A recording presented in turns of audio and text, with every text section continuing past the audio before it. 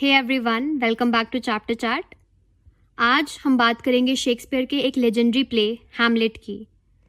This is one of my personal favourites by Shakespeare and if you are someone जिसे revenge tragedies पढ़ना बहुत पसंद है, this is an absolute must for you. इस play में revenge, betrayal and madness जैसे dangerous combinations देखने को मिलेंगे। And if you want the complete breakdown of characters and themes for school और for understanding, watch this video till and. So let's begin. Shakespeare ने Hamlet around 1600 लिखी थी and ये उनकी longest and one of the most powerful tragedies consider की जाती है। And उन्होंने एक ओल्ड स्कैंडिनेवियन टेल से इंस्पायर होकर लिखी थी। Let's begin with the character summary. Characters को थोड़ा अच्छे से समझना, otherwise you will get completely confused. So let's begin. हमारा फर्स्ट कैरेक्टर है हैमलेट। जो हैमलेट है वो इस प्ले का हीरो है and he is the Prince of Denmark. Hamlet एक बहुत ही इंटेलिजेंट एंड एक बहुत ही इमोशनल पर्सन है, बट वो एक काफ़ी कंफ्यूज्ड प्रिंस भी है। एंड इस प्ले के बिगिन होते ही क्या होता है कि जो हैमलेट के फादर हैं, दैट इज़ किंग हैमलेट, उनकी डेथ हो जाती है। एंड जो उसकी मदर है हैमलेट की, वो दूसरी शादी कर लेती है, जिसकी वजह से हैमलेट जो है वो अपनी मदर से काफ़ी गुस्सा है। नाउ जो सेकेंड कैरेक्टर है दैट इज़ क्लॉडियस। जो क्लॉडियस है ये हैमलेट का अंकल है एंड जब हैमलेट के फादर की डेथ हो जाती है तो फिर क्लॉडियस ही डेनमार्क का किंग बनता है। सो बेसिकली क्लॉडियस ने अपने भाई को पॉइजन देकर मारा होता है एंड फिर वो डेनमार्क का किंग बन जाता है एंड उसके बाद वो क्वीन गर्ट्रूड से शादी कर लेता है। Now third we will talk about Gertrude. जो क्वीन गर्ट्रूड है ये हैमलेट की मदर है एंड वो एक बहुत ही लविंग मदर है, बट थोड़ी सी नाइव है एंड उसे बिल्कुल आइडिया नहीं है कि क्लॉडियस ने ही किंग को मारा है। एंड जब हैमलेट को पता चलता है कि उसकी मदर ने इतनी जल्दी दूसरी शादी कर ली तो वो इस बात से काफ़ी हर्ट होता है। देन फोर्थ कैरेक्टर है पॉलिनियस। जो पॉलिनियस है वो किंग का एडवाइज़र है एंड वो थोड़ा सा फूलिश है। वो हमेशा किंग को एडवाइस देता रहता है एंड वो किंग का बहुत ही लॉयल है। जो पॉलिनियस है इसके दो बच्चे हैं। इसका एक बेटा है, उसका नाम है लियाटिस, एंड इसकी एक डॉटर है, उसका नाम है ओफिलिया। फिर हम बात करेंगे ओफिलिया की। जो ओफिलिया है वो पॉलिनियस की बेटी है एंड जो हैमलेट है वो ओफिलिया से प्यार करता है बहुत ज़्यादा। जो ओफिलिया है वो एक बहुत ही इनोसेंट एंड ओबीडियंट लड़की है एंड वो अपने फादर एंड अपने भाई दोनों की हर बात मानती है। Then we have Laertes. जो लियाटिस है ये पॉलिनियस का बेटा है एंड वो अपने फादर एंड अपनी बहन से बहुत प्यार करता है, लेकिन इस प्ले में हमें देखने को मिलेगा कि उन दोनों की ही डेथ हो जाती है एंड फिर उसका रिवेंज वो हैमलेट से लेना चाहता है। देन सेवेंथ कैरेक्टर हमारे पास है गोस्ट। सो बेसिकली ये जो गोस्ट है वो माना जाता है कि वो हैमलेट के फादर का गोस्ट है, जिसे बेसिकली रिवेंज चाहिए। एंड देन एट्थ कैरेक्टर है होरेशियो का। होरेशियो जो है वो एक बहुत ही लॉयल एंड वाइज फ्रेंड है हैमलेट का एंड वो एंड तक हैमलेट के साथ रहता है एंड जब लास्ट में हैमलेट की डेथ हो जाती है तो वो उसकी कहानी भी दुनिया को बताने का प्रॉमिस करता है। देन हमारे पास दो और कैरेक्टर्स हैं, दैट इज़ रोजनक्रांट्स एंड गिल्डनस्टर्न। सो ये दो जो हैं ये हैमलेट के स्कूल फ्रेंड्स हैं एंड ये भी एक बहुत ही इंपॉर्टेंट रोल प्ले करते हैं। So let's begin with the summary. Act 1 की अगर हम बात करें तो एक्ट 1 जो है वो एल्सिनोर पैलेस में सेट है, जो कि डेनमार्क में है। तो जो डेनमार्क का ये रॉयल पैलेस है, यहाँ पर बहुत दिनों से एक अजीब चीज़ हो रही होती है। यहाँ पे एक रात को क्या होता है कि जो पैलेस के गार्ड्स होते हैं उन्हें यहाँ पर एक भूत दिखाई देता है एंड ये जो भूत है ये उनके पिछले किंग हैमलेट सीनियर या फिर जो किंग हैमलेट थे ये उनका जैसा दिखता है एंड उनका मानना था कि ये उनके डिसीज्ड किंग का ही भूत है। सो अब ये जो गार्ड्स होते हैं वो जाकर प्रिंस हैमलेट को बता देते हैं बात कि उन्हें रोज़ शाम को पैलेस में किंग हैमलेट का भूत दिखाई देता है। तो अब जो हैमलेट है वो भी भूत से मिलता है एंड ये जो गोस्ट है ये उनको बताता है कि जो क्लॉडियस है, जो हैमलेट के अंकल हैं, उसने उस भूत मतलब जो हैमलेट के फादर हैं उनका मर्डर किया है। एंड जो बेसिकली वो बताता है कि उसने उसका मर्डर कैसे किया, तो वो बोलते हैं कि जब वो सोया था, मतलब किंग हैमलेट जब सोए थे, तो क्लॉडियस ने उनके कान में पॉइजन पोर कर दिया था। एंड उसने ऐसा क्यों किया था? ताकि वो डेनमार्क का किंग बन सके एंड साथ में ताकि वो गर्ट्रूड से शादी कर सके। जब हैमलेट को ये पूरी इन्फॉर्मेशन मिलती है तो हैमलेट जो है वो कम्प्लीटली शॉक में चला जाता है एंड अब उसकी लाइफ का एक ही मिशन होता है, दैट इज़ रिवेंज लेना। बट वो डायरेक्टली कुछ नहीं करता है, वो एक प्रॉपर प्लान बनाता है। Okay, so now act 2 begins. अब एक्ट 2 में क्या है कि काफ़ी टाइम हो चुका होता है हैमलेट के फादर की डेथ को एंड जो हैमलेट है उसने एक प्लान बनाया होता है। तो जो हैमलेट है वो प्रिटेंड करता है कि वो पागल हो चुका है, that he has gone completely mad, ताकि जो क्लॉडियस है वो बिल्कुल भी अलर्ट ना हो या उसे बिल्कुल भी शक ना हो हैमलेट के प्लान का। अब कोर्ट में जितने भी लोग हैं वो सब काफ़ी कंफ्यूज हो जाते हैं हैमलेट के बिहेवियर को देखकर। जो पोलिनियस है, जो कि किंग का एडवाइज़र है, वो सोचता है कि हैमलेट जो है वो उसकी बेटी ओफिलिया की वजह से पागल हो गया है, क्योंकि ओफिलिया ने उसको रिजेक्ट कर दिया है एंड वो उससे डिस्टेंस मेंटेन कर रही है, तो इसकी वजह से जो हैमलेट है वो पागल हो चुका है। एंड जो क्लॉडियस एंड जो गर्ट्रूड है वो हैमलेट के बिहेवियर को लेकर काफ़ी कंसर्न्ड है। तो वो क्या करते हैं कि वो हैमलेट के जो कॉलेज फ्रेंड्स हैं, रोजनक्रांट्स एंड गिल्डनस्टर्न, वो उन दोनों को बुलाते हैं एंड उन दोनों को हैमलेट पे स्पाई करने को बोलते हैं। एंड वो बोलते हैं कि तुम पता लगाओ कि ये जो हैमलेट है ये सच में पागल हो गया है या फिर ये नाटक कर रहा है। अब जो हैमलेट है उसे इस बात का पता चल जाता है कि जो रोजनक्रांट्स एंड जो गिल्डनस्टर्न है ये जेन्युइनली उससे मिलने नहीं आए हैं, ये सिर्फ उसे मैनिपुलेट कर रहे हैं, वो सिर्फ उससे इन्फॉर्मेशन निकलवाना चाहते हैं।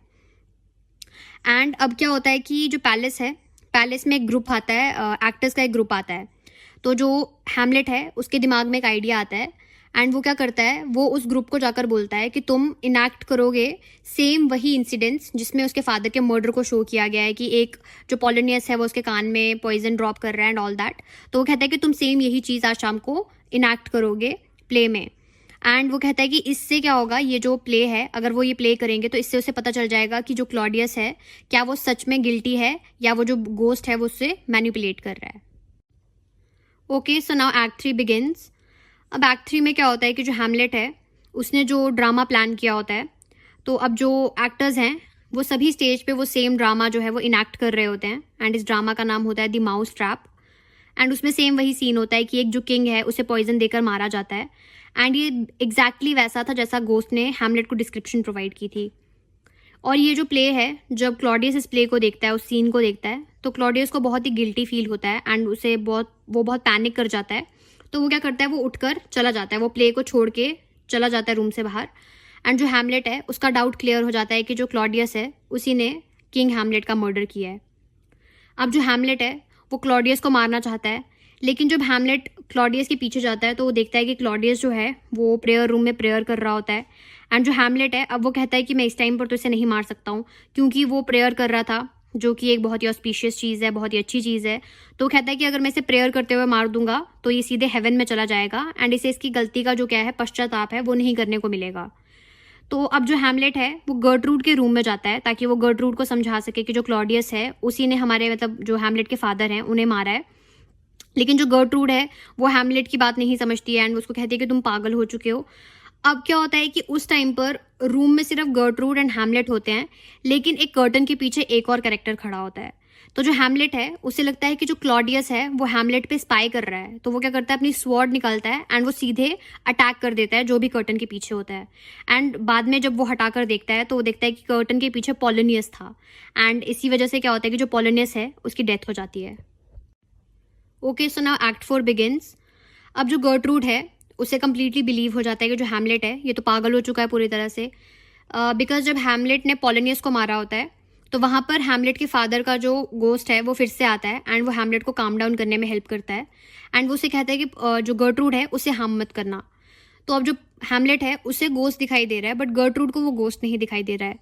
तो जो गर्ट्रूड है उसे लगता है कि हैमलेट पागल हो चुका है और ये खुद से बातें कर रहा है। अब क्या होता है कि जब पोलिनियस की डेथ हो जाती है तो जो ओफिलिया है उसका कंप्लीट मेंटल ब्रेकडाउन हो जाता है एंड वो पूरी तरह से पागल हो जाती है। अब जो ये ओफिलिया है वो पूरे शहर में सैड सॉन्ग्स गाती फिरती है एंड वो कम्प्लीटली डिप्रेशन में जा चुकी होती है। एंड इसी बीच में हमें देखने को मिलता है कि जो ओफिलिया है उसका वो एक्सीडेंटली ड्राउन हो जाती है एंड उसकी वजह से उसकी डेथ हो जाती है।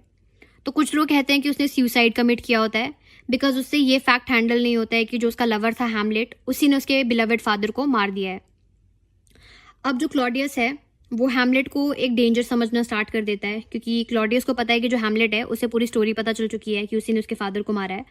तो जो क्लॉडियस है वो प्लान बनाता है कि वो हैमलेट को इंग्लैंड भेज देगा उसके फ्रेंड्स रोजनक्रांट्स एंड गिल्डनस्टर्न के साथ। एंड जो जैसे ही हैमलेट इंग्लैंड पहुंचेगा तो उसे वहां पर एग्जीक्यूट कर दिया जाएगा।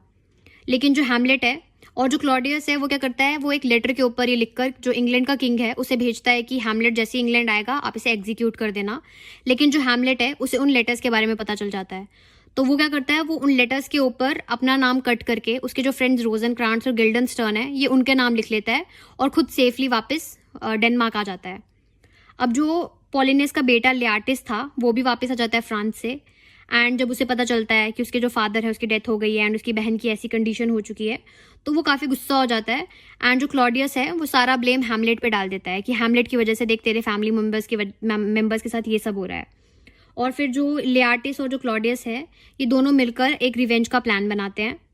जो क्लॉडियस और लियाटिस है ये मिलकर एक फेंसिंग मैच अरेंज करते हैं जिसमें वो पॉइजन स्वॉर्ड एंड वाइन का यूज़ करना प्रेफर करेंगे ताकि वो हैमलेट को किसी भी हाल पर मार सकें। तो बेसिकली वो कहते हैं कि अगर वो पॉइजन स्वॉर्ड से नहीं मरेगा तो जब हैमलेट अगर जीत गया तो वो क्या करेगा, वो वाइन कंज्यूम करेगा, तो वो उस वाइन को भी पॉइजन कर देते हैं। Okay, so now the last and the final act 5 begins, the tragic ending. So अब क्या होता है कि जो हैमलेट है वो और उसका फ्रेंड जो होरेशियो है वो एक ग्रेवयार्ड में खड़े होते हैं एंड जो हैमलेट है उसके हाथ में स्कल होता है एक इंसान का जिसका नाम होता है यॉरिक। जो यॉरिक है वो एक कोर्ट जस्टर होता है एंड जो हैमलेट है वो होरेशियो को बताता है कि जब मैं छोटा था तो यॉरिक मेरे लिए काम करता था एंड वो एक बहुत ही अच्छा इंसान था, he was a nice fellow. तो वो बातें कर रहे होते हैं एंड तभी उन्हें दिखता है कि वहाँ पर एक फ्यूनरल कैरी आउट हो रहा होता है। तो जो हैमलेट और होरेशियो है ये दोनों जाकर बुशेस में छुप जाते हैं। जब हैमलेट उन बुशेस से देखता है तो उसको पता चलता है कि ये जो फ्यूनरल है ये ओफिलिया का है। तो जो हैमलेट है वो पूरी तरह से उसका ब्रेक डाउन हो जाता है एंड वो बुशेस से बाहर आ जाता है एंड वो रोना स्टार्ट कर देता है एंड उसे लगता है कि ओफिलिया की जो डेथ है वो उसकी वजह से हुई है क्योंकि उसने उसके फादर को किल किया एंड उसने मैड होने का नाटक किया, तो उसे लगता है कि उसकी वजह से ओफिलिया की डेथ हुई है। एंड वो क्या करता है, वो उस ग्रेव में जंप कर लेता है जो ओफिलिया के लिए डग की गई थी।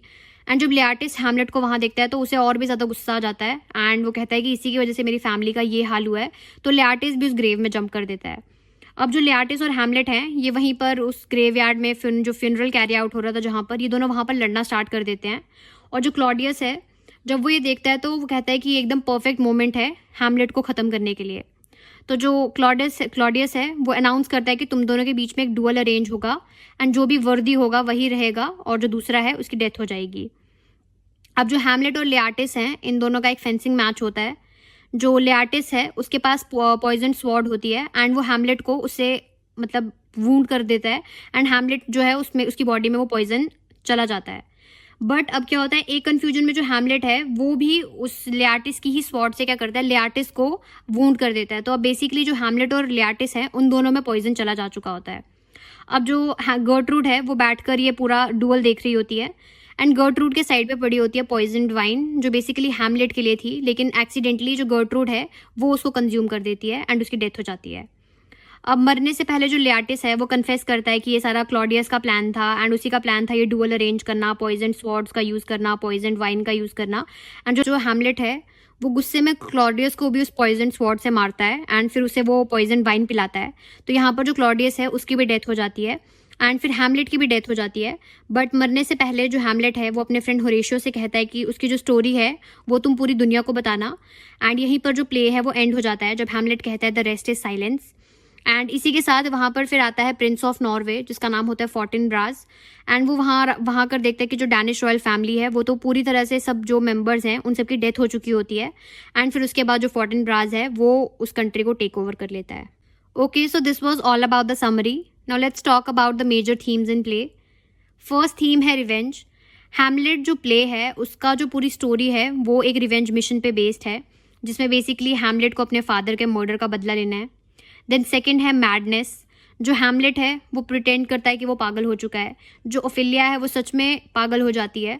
एंड एक क्वेश्चन इस प्ले में हमें देखने को मिलता है कि क्या जो हैमलेट है by the end of the play क्या वो सच में पागल हो चुका होता है या वो सच में उस टाइम पर भी प्रिटेंड कर रहा होता है।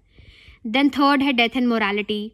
Then we have corruption and deception. Then fifth है एक्शन वर्सेस इनएक्शन। हैमलेट एक ट्रैजिक स्टोरी है जहां हर कैरेक्टर किसी न किसी फॉर्म में पेन, लॉस या डिसेप्शन का शिकार होता है। इस प्ले के थ्रू शेक्सपियर हमें ह्यूमन इमोशंस का सबसे कॉम्प्लेक्स वर्जन दिखाते हैं। So this was all about the video. I hope you enjoyed it. Till then take care.